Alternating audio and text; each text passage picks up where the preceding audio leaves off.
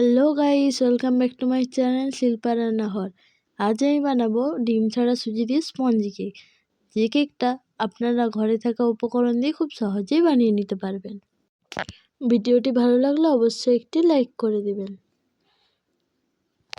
এখানে আমি 2 কাপ দুধ নিয়েছি আর দিয়ে দিলাম 1 কাপ চিনি। চিনি আর দুধটা খুব ভালোভাবে মিশিয়ে নিতে হবে। 2 থেকে 3 মিনিট ভালোভাবে মিশিয়ে নিলাম।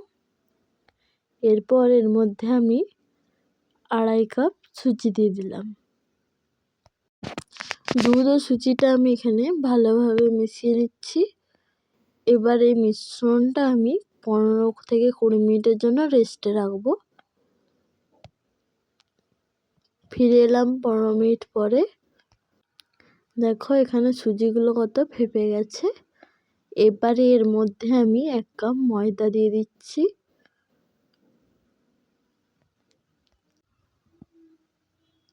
এবার ময়দাটাও আমি খুব ভালোভাবে সুজির সাথে মিশিয়ে নিচ্ছি। তো দেখো এখানে আমার মেশানো হয়ে গেছে।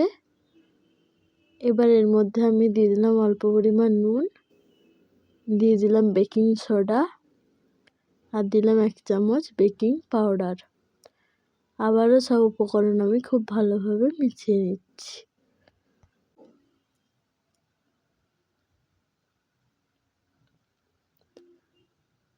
এবার আমি এর মধ্যে দিয়ে দিচ্ছি সাদা তেল।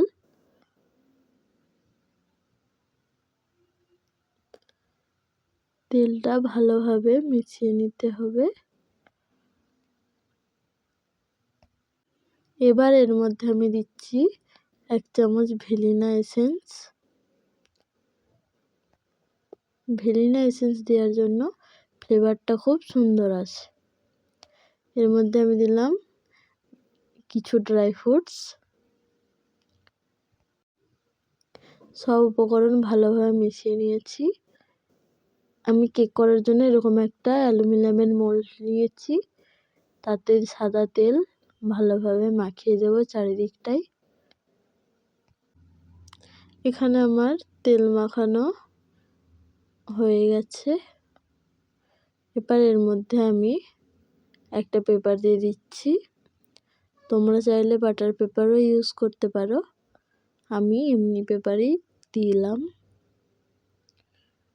এবার এর মধ্যে মিশ্রণটা ঢেলে দিব। এখন এটা আমি কড়াইয়ে নুন দিয়ে 40 মিনিটের জন্য কুক করে নিচ্ছি। ফিরে এলাম 40 মিনিট পর। তো দেখো এখানে আমার কেকটা কত স্পঞ্জি হয়েছে। কেকটা কাঁচা আছে কিনা আমি দেখে নিচ্ছি। খাঁটির গায়ে দেখো লেগে নেই, তার মানে কেকটা আমার রেডি। দেখো কেকটা আমি ঠান্ডা করে নামিয়ে নিচ্ছি।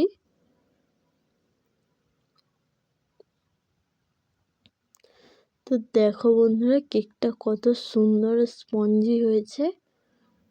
এবার আমি এর পেছনে কাগজটা তুলে নিচ্ছি।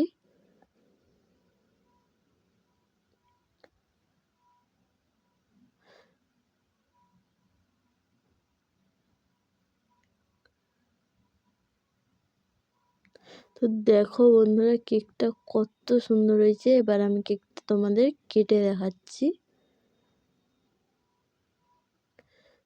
দেখো কত সুন্দর স্পঞ্জি ও জালিদার হয়েছে কেকটা।